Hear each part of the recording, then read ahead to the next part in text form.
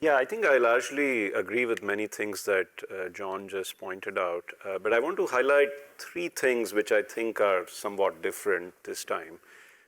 So I've been studying banking crises for a while. I like to go back and look at what happened in the 30s, what happened in the 80s.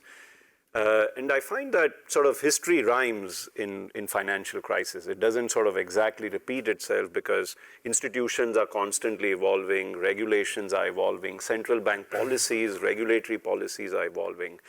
And so when I looked at these bank failures, two or three things stood out for me. The first is the one that I want to emphasize the most, which is that this banking stress, and I'm calling it stress rather than a crisis. I agree with John. I agree with that assessment. That this banking stress is... Yes, stress. Stress. Sorry. Thank you. This has sort of happened on the back of a very unprecedented monetary expansion by the Federal Reserve. If you look at Fed's balance sheet size, it sort of exploded by between $2.5 to $3 trillion in a very, very short period of time. Depending on when you start, it's almost $4 trillion. And what's a bit underappreciated is that everyone talks about quantitative easing as an expansion in the size of the central bank's balance sheet. But what is also true that when Fed expands its balance sheet, it's also the commercial banking that expands at the same time. Correct. And it's worth spending a little bit of time on understanding why that happens.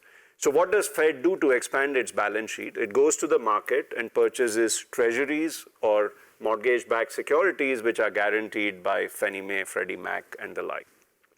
Now, typically these securities are either on the balance sheets of banks or they are in the balance sheets of non-bank financial institutions such as hedge funds, mutual funds, pension funds, insurance companies, family offices, be as it may. Now, when the Fed purchases these securities, the reserves which the Fed credits the system with go on the balance sheet of commercial banks such as that of John. Now, if I was a pension fund that sold my securities in this quantitative easing operation, I get a credit into my deposit account with the bank. Okay? And so the commercial bank balance sheet has expanded on the left side with reserves, and on the right-hand side, it gets a deposit that now belongs to this non-bank financial institution. So one question that's worth asking is, why did we get this explosive growth in the uninsured deposits in the banking system? Now, of course, some of it is related to wealth creation that has happened on the back of QE and the fiscal stimulus, but a very big part of the monetary creation in the banking system is simply this transformation, which is that the Fed is expanding its balance sheet, and in parallel, there's an expansion of the commercial bank balance sheet, and a lot of this is financed with uninsured deposits.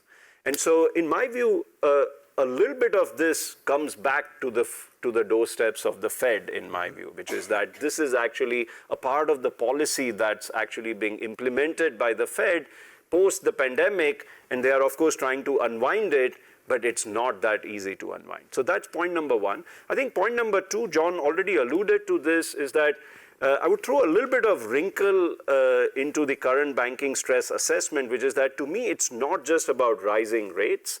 It's about the fact that rising rates are also slowing down parts of the economy. So if you look at the banks that have failed, it's in the tech sector affiliated banks, it's in the crypto affiliated banks, and it's in the commercial real estate affiliated banks. Now, of course, commercial real estate problems are linked to working from home and them not likely to be able to generate the same revenues and rents as they have in the past.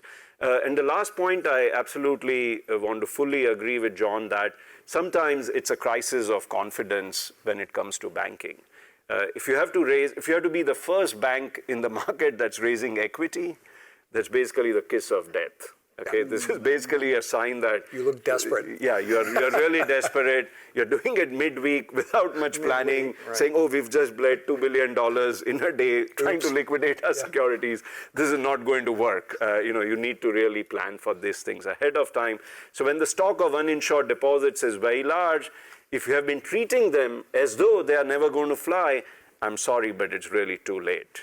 When the tide turns, as John pointed out. I agree.